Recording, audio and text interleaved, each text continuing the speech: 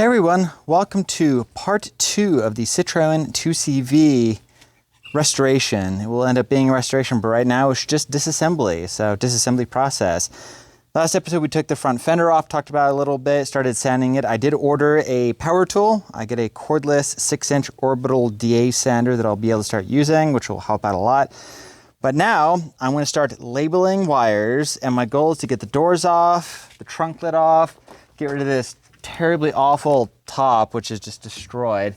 Get all that stuff off and just start pulling off little bits and pieces. I've got a bunch of bags. I started labeling, putting them in a box. For my own personal use, I started doing reference videos just to remember where stuff goes and some pictures. And I say overall of all the cars, these are fairly easy. It will still be quite a bit of work, but you know, like taking off these headlight buckets and the bar, cleaning this up, painting them is gonna be really easy. Get the bumpers off, and really the end-all goal soon is to get the body off of the chassis so I can strip the chassis, clean it, replace rubber parts, the suspension bits, and then once that is done, we can push that off to the side and start working on the actual main body and some of the rust issues while we're sanding the doors, fenders, and whatnot and cleaning those up. So I do a little bit at a time, but I want to start getting all the doors and all the other body panels just kind of staged in my garage so I can just do one after the other. Let's get started.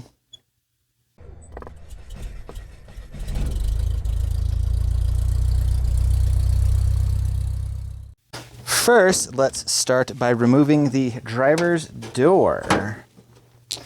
This one actually looks pretty easy. All it really has is just these hinges right here. The earlier ones that are suicide doors, they actually hinge off of here with the rear door, but not on these front hinge cars. So, it should just be simple as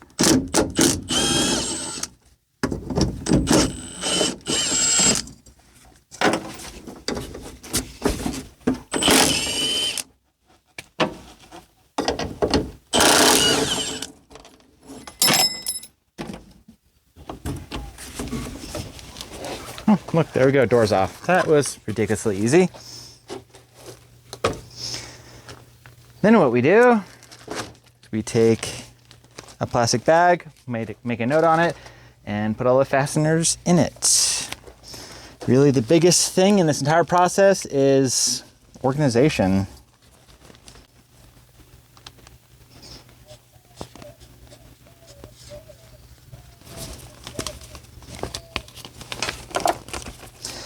Because it is surprisingly easy to lose track of so much stuff, especially when you take a car apart.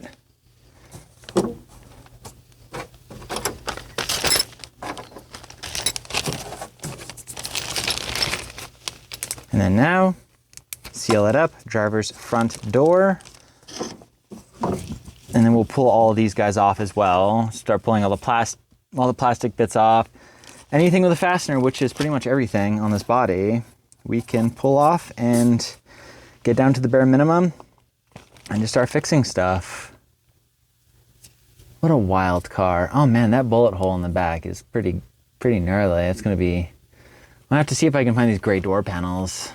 But let's move on to the trunk lid and the top assembly, which is fairly easy if I remember right, but let's check that out. Now, on the driver's side, let's see what it's gonna take to get this door off. So there's a cap right here. There's one Phillips head screw.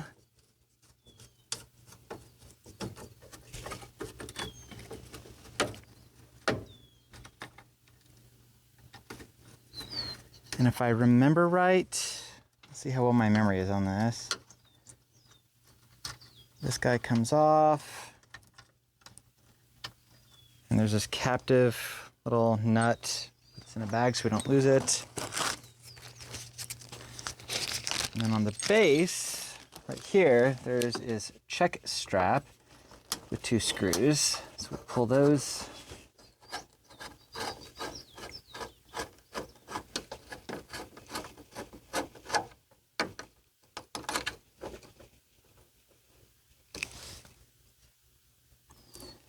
And when I take stuff apart and there's multiple pieces like a washer and a nut or something like that, I do usually like to try and just put them back together just to kind of keep them the way they should be.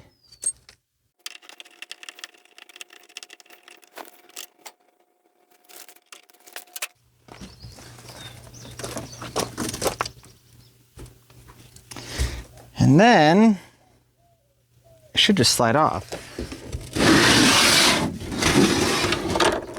which it does. And there's the rear door. Honestly, really simple. Now let's go to the passenger side, repeat the same process, and then we'll have the front fender, that filler panel, the rear fenders. The hood super easy, it just slides off. I'm gonna leave that on for right now just to protect everything mechanical. The rear fenders, there's what, 1, 2, 3, 4. There's several mounting hardware on that, so let's do the other doors.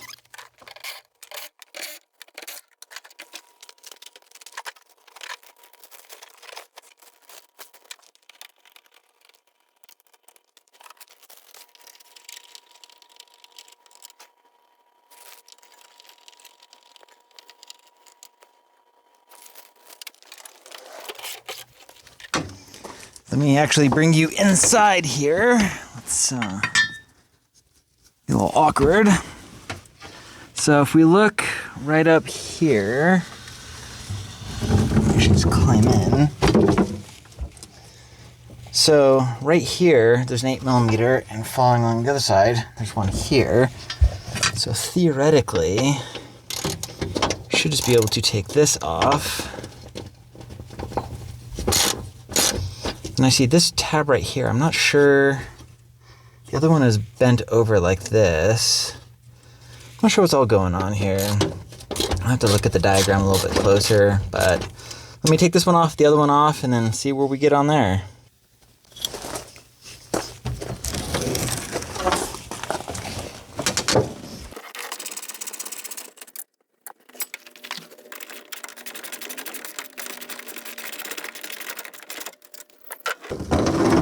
All right, both of those are now off. So now it should just theoretically do that. So let's actually take the whole top and let's just roll it up as best as we can.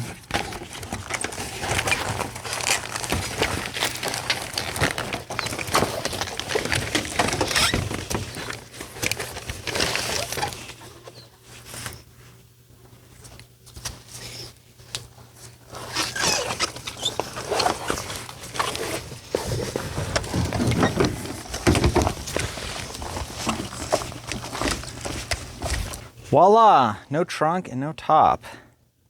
So yeah, basically from the taillight panel, license plate panel, all the way to the windshield, this is these two bars. That's it. So it makes it a lot easier. There's no roof to have to deal with for any body work or paint. And then while the birds are chirping in the background, we'll just go ahead and take some tape and a Sharpie and just start labeling. So, got the wire for the turn signal on this side. We'll have the wire for the turn signal, the coil, headlight.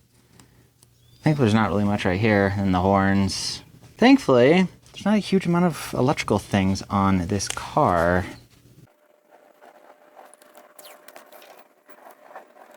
And one thing to always remember, if you do something like this, if you're gonna let it sit outside, or not taking, if you're not gonna take the whole harness out and just store it somewhere, or it's going to sit for a very, very long time, the masking tape trick to label is very temporary because it will fade and come apart and you will just start to lose everything you labeled.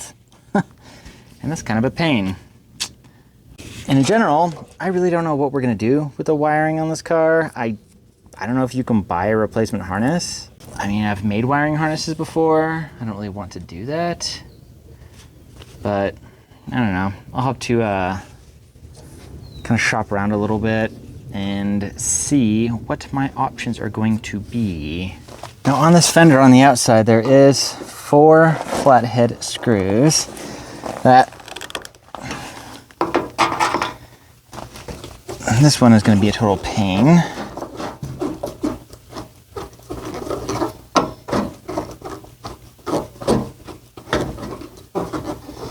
And this one has a lot of damage on it, so I might actually see if I can source a good replacement for this one. don't know. I know there was a few differences. The early one, my 57, this bit right here was a different width. But I don't honestly remember when they changed that. But I think I should be able to get some body panels. You know, some of the stuff isn't specific necessarily to the AZAM6 that I know of, I hope. And I was looking, and it looks like this car has been repainted at least once.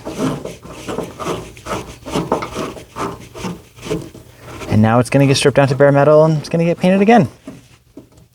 Hopefully for the last time.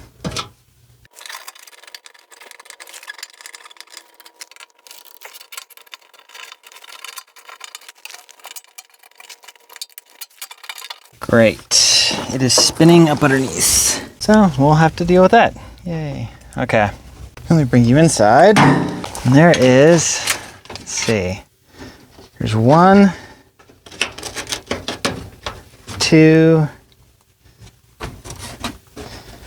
3 bolts right here. All right, let's see if it'll stay because it is loose.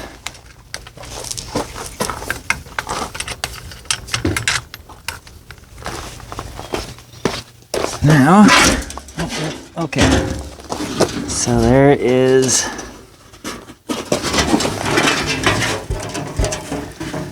something else holding it on to the base.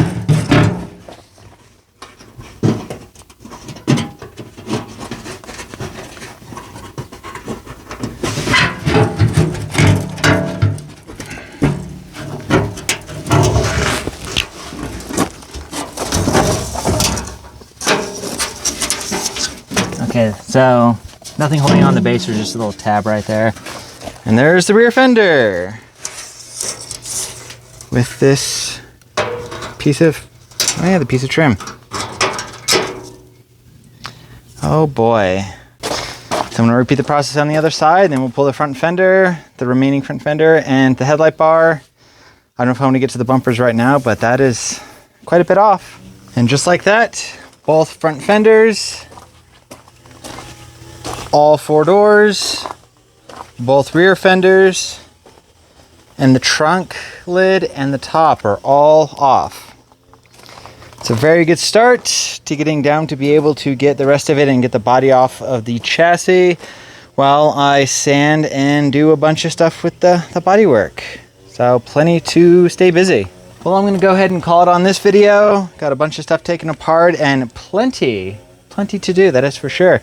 Anyways, thanks so much for watching. I really appreciate it, and I'll catch you on the next one.